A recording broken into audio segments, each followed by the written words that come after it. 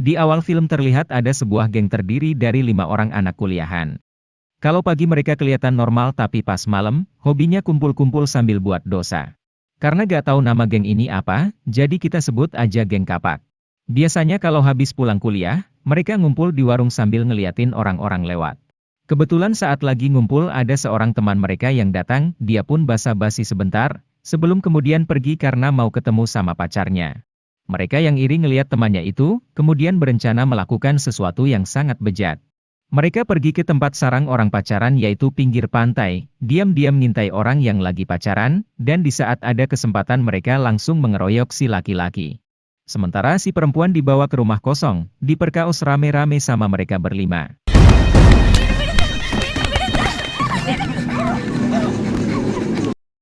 Setelah itu scene kemudian pindah ke anak muda film ini, yang kerjanya hanya bikin beban keluarganya alias pengangguran yaitu Jiva. Jiva merupakan sosok yang ramah dan kerjanya hanya senyum-senyum saja. Saat malam tahun baru, Jiva datang ke pesta bujang mantan pacarnya bernama Suda. Di sana dia kepincut sama seorang cewek bernama Pria. Dia pun memberanikan diri kenalan sama cewek itu, namun setelahnya dia malah sok jual mahal. Keesokan harinya saat pesta pernikahan, Pria malah balik kepincut sama Jiva. Dia pun mengikuti Jiva kemana-mana, berniat untuk mengenal Jiva lebih dekat lagi. Namun Jiva tetap cuek sama cewek itu, dan dia kemudian pulang ninggalin Pria begitu aja. Setelah itu scene kemudian pindah ke 2 orang anggota geng kapak, yang pergi ke sebuah rumah sambil membawa sesuatu. Mereka membawa pisau daging yang cukup tajam dan kemudian menyiapkan talenan untuk motong sesuatu. Sesuatu yang dimaksud bukan motong daging ataupun sayur, melainkan mereka akan memotong leher manusia. Ada seorang wanita yang disembunyikan di bawah kasur, dan hanya dengan sekali tebasan aja leher wanita malang itu langsung putus.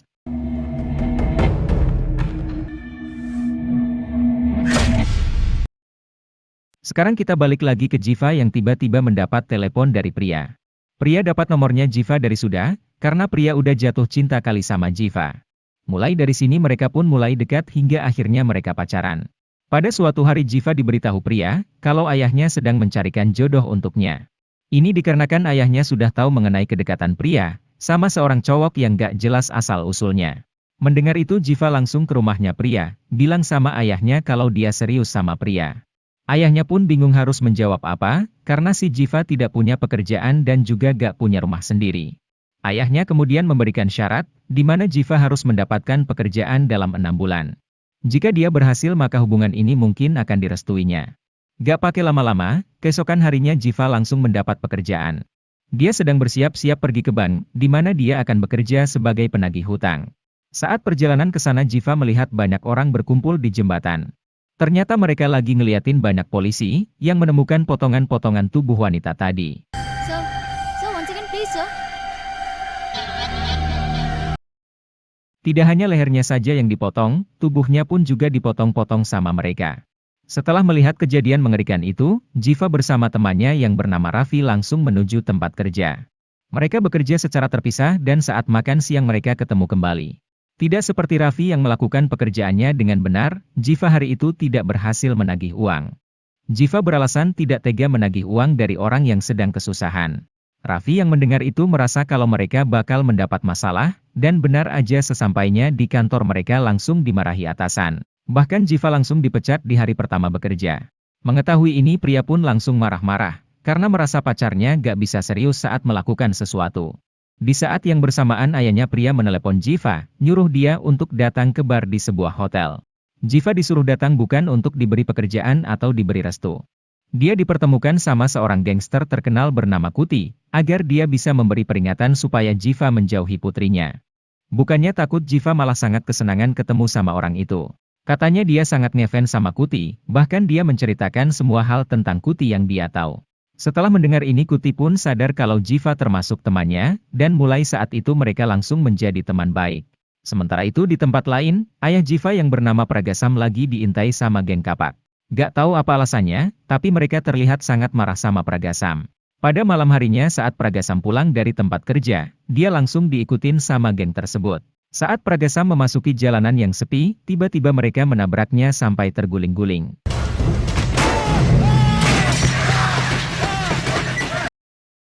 Karena belum mati mereka pun berniat mematikannya, namun tiba-tiba ada orang yang lewat.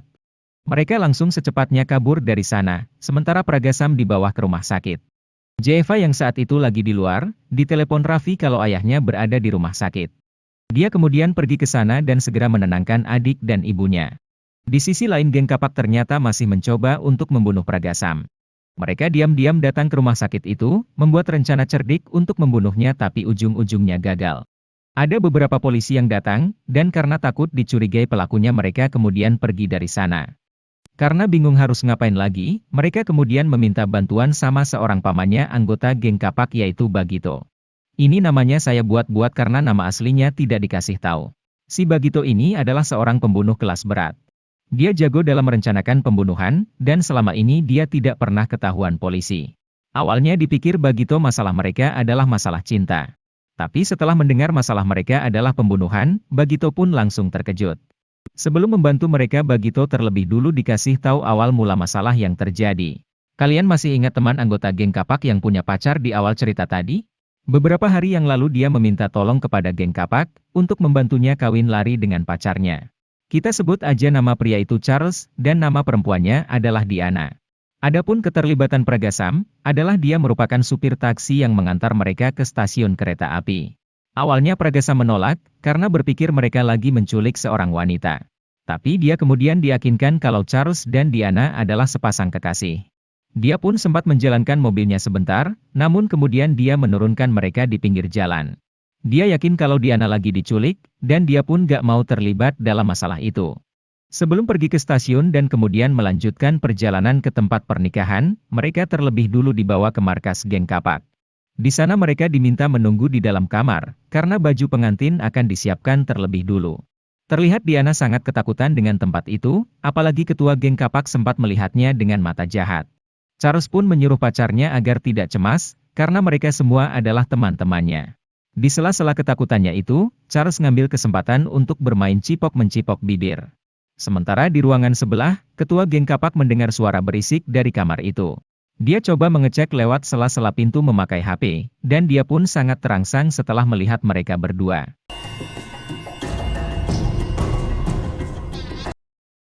Sudah kehilangan akal dan tidak bisa lagi menahan nafsunya, dia bersama teman-temannya langsung menerobos masuk ke kamar itu. Mereka lalu memukul Charles dengan panci, dan kemudian membunuhnya dengan cara menggorok lehernya.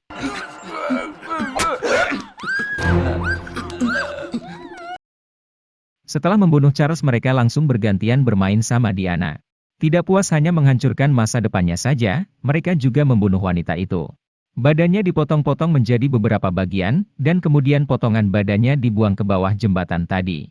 Karena hal itulah kenapa mereka mau membunuh Pragasam, lantaran takut Pragasam bakal mengadukan ini ke polisi.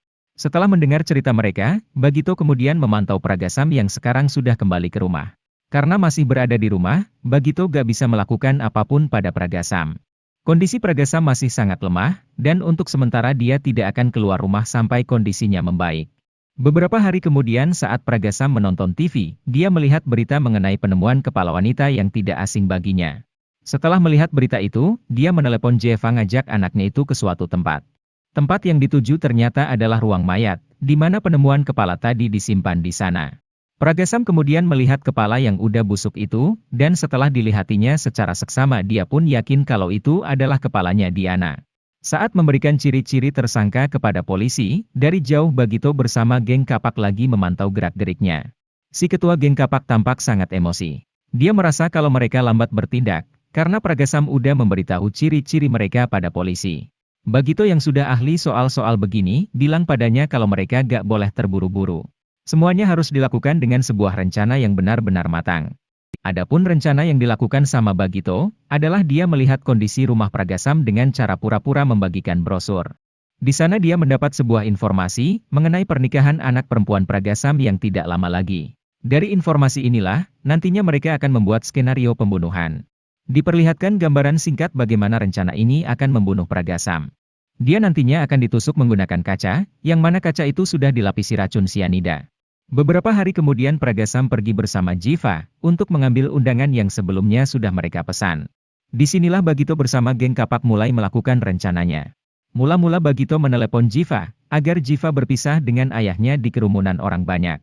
Setelah berpisah, Bagito menyuruh beberapa anggota geng Kapak untuk melempari para kerumunan dengan botol dari atas jembatan. Spontan kejadian ini langsung membuat semua orang panik, dan di saat kepanikan itu terjadi tiba-tiba Pragasam ditusuk memakai kaca tadi.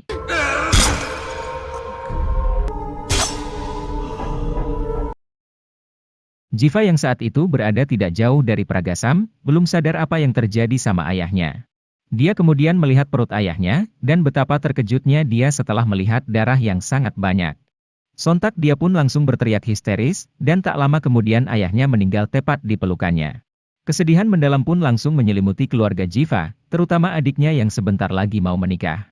Gak mau lama-lama berduka, Jiva kemudian membahas kematian ayahnya bersama Raffi.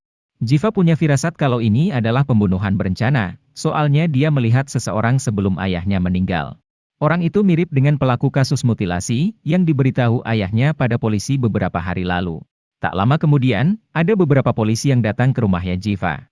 Di sana mereka bertanya apakah ada seseorang yang dicurigai Jiva, dan Jiva langsung menjawab tidak. Dia sengaja berbohong untuk melindungi keluarganya, dan merasa masalah ini harus dirinya saja yang menyelesaikan. Para pelaku itu sangatlah kejam, bahkan kelakuan mereka melebihi seekor binatang. Orang-orang itu tidak perlu dipenjara melainkan harus dimatikan saja. Untuk mencari tahu para pelaku ini, Jiva kemudian meminta bantuan pada Kuti. Kata Kuti yang melakukan pembunuhan ini bukan orang sembarangan. Dia telah merencanakan ini matang-matang, karena Pragasam dibunuh menggunakan sianida yang dioleskan ke kaca. Orang ini sudah jago dalam hal merencanakan pembunuhan, dan orang-orang seperti itu hanya ada 4 orang saja di kota ini. Kuti dengan pengaruh yang dia miliki kemudian memanggil ke-4 orang itu, dan mereka pun datang bergantian ke tempatnya. Saat Bagito datang sebagai orang terakhir, Jiva langsung curiga sama orang itu. Ini karena Jiva sempat melihat Bagito di rumahnya, pada saat dia membagikan brosur tadi. Tanpa pikir panjang Jiva langsung mengikuti Bagito, dan setelah sampai di suatu tempat Bagito sadar kalau dia sedang diikuti.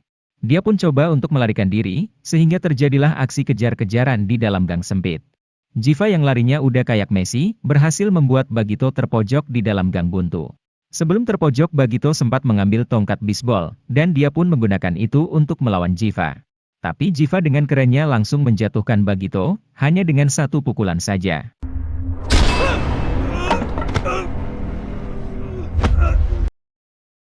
Dalam keadaan yang sudah sempoyongan, Bagito bilang kalau dia hanya membantu masalah keponakannya serta 4 temannya saja. Mengetahui ini Jiva menyuruh Bagito menelepon keponakannya, agar mereka bisa ketemuan di suatu tempat. Singkat cerita, Jiva bersama Bagito datang ke tempat kuliah mereka menggunakan bajai. Di sini para anggota geng Kapak udah curiga kenapa Bagito tiba-tiba datang, dan kenapa di wajahnya ada bekas pukulan. Keponakan Bagito kemudian menemuinya yang menunggu di samping bajai, dan di saat dia udah dekat Jiva langsung menariknya masuk ke dalam bajai. Seketika Jiva langsung menyuruh Bagito untuk tancap gas, tapi baru aja jalan beberapa meter bajai itu malah mengalami kecelakaan. Alhasil si Kribo berhasil melarikan diri, sementara Jiva dikejutkan dengan sesuatu yang terjadi sama Bagito. Bagito tiba-tiba tersungkur jatuh ke jalan, dengan perut yang sudah berlumuran darah. Ternyata salah seorang anggota geng Kapak menusuknya menggunakan pecahan botol, dan Jiva pun melihat anggota itu dari kejauhan.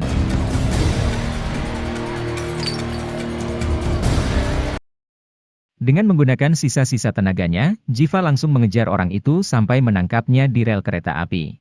Tanpa ampun Jiva langsung memukulinya, namun orang itu terus melakukan perlawanan. Hingga pada akhirnya dia berhasil meloloskan diri, setelah menggigit tangannya Jiva. Namun saat dia mencoba melewati rel kereta, tiba-tiba ada kereta api yang melaju kencang. Dia pun langsung ditabrak kereta, dan seketika langsung meninggal dengan sangat tragis. Setelah meninggal dengan sangat tragis, mayat anggota geng Kapak itu kemudian disemayamkan di rumahnya. Orang-orang datang silih berganti melihat mayat itu, termasuk Jiva yang datang untuk mencari sisa anggota yang lainnya. Namun mereka tidak ada di sana, melainkan sedang berada di pinggir pantai. Mereka berjanji akan membalas dendam pada Jiva, gak peduli walaupun mereka harus ditangkap sama polisi. Tidak jauh dari tempat mereka, Kuti bersama beberapa anggotanya ada di sana. Kuti yang penasaran dengan mereka, kemudian nyuruh temannya untuk bertanya, yaitu Masi. Sementara itu Kuti mendapat telepon dari Jiva, memberitahu kalau salah anggota geng itu sudah mati. Anggota geng itu sekarang disemayamkan di rumahnya, yang letaknya tidak jauh dari daerah kekuasaan Kuti. Di saat yang bersamaan, Masi bilang pada Kuti kalau mereka lagi bersedih karena kematian temannya. Di sini Kuti udah curiga kalau mereka adalah orang yang Jiva cari. Dia kemudian nyuruh Jiva datang ke sana, sementara dirinya akan menemui mereka secara langsung. Dengan gaya premannya, Kuti langsung menanyakan beberapa pertanyaan dengan sangat kasar. Karena hal ini bos geng kapak kemudian menyuruh mereka pergi, tapi Masi langsung menamparnya sampai terjatuh. Dia kemudian membalas dengan pukulan botol di kepalanya Masi, hingga Masi pun terjatuh sambil kesakitan. Terkejut melihat itu, Kuti kemudian manggil dua anggotanya yaitu Mani dan Durga, untuk menyerang mereka menggunakan golok. Sontak mereka pun lari kabur menyelamatkan diri, sembunyi di rumah-rumah kosong yang berada tidak jauh dari sana. Disinilah kalian akan melihat kengerian yang dilakukan sama anggota geng kapak. Satu persatu anggota Kuti mereka bunuh dengan sadis, bahkan Kuti pun juga mengalami hal yang sama. Yang pertama menjadi korban adalah Durga. Kepalanya dihantam batu besar dari atas rumah, dan seketika dia pun langsung meninggal. Kemudian Mani yang dibunuh dengan cara lehernya digorok, tepat di hadapan Kuti yang terlambat sepersekian detik saja. Kemudian Kuti yang dikepung oleh mereka, tapi gak diketahui bagaimana cara mereka membunuhnya.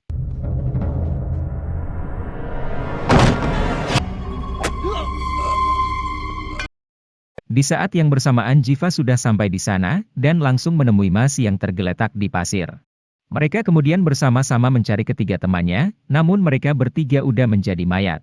Terlihat mayat Kuti terdapat banyak luka bacok, yang artinya dia dibunuh dengan cara dibacok-bacok.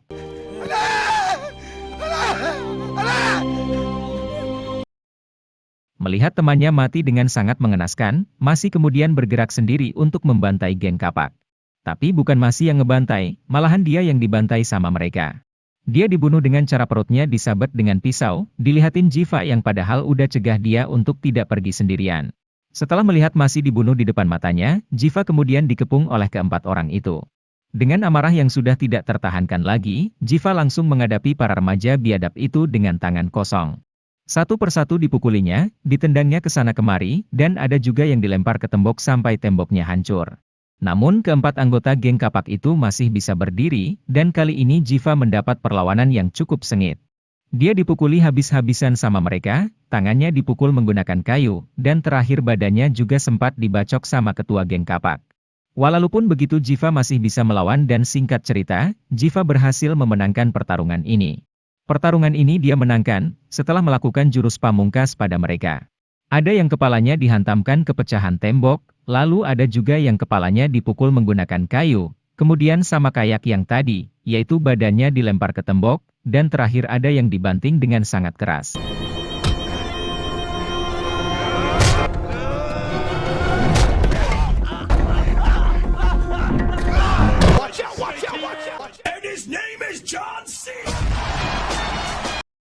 Setelah ngalahin mereka berempat, Jiva kemudian duduk sebentar, sambil berpikir apa yang akan dia lakukan pada mereka. Dia kemudian melakukan sesuatu yang sangat ekstrim, di mana dia mengubur mereka hidup-hidup di dalam satu kuburan. Bos geng kapak sempat mencoba keluar, namun Jiva dengan santai langsung memukul kepalanya. Film ini kemudian berakhir, setelah Jiva pergi dari tempat itu. Ini pun sekaligus menandakan, kalau dia udah berhasil balas dendam atas kematian ayahnya.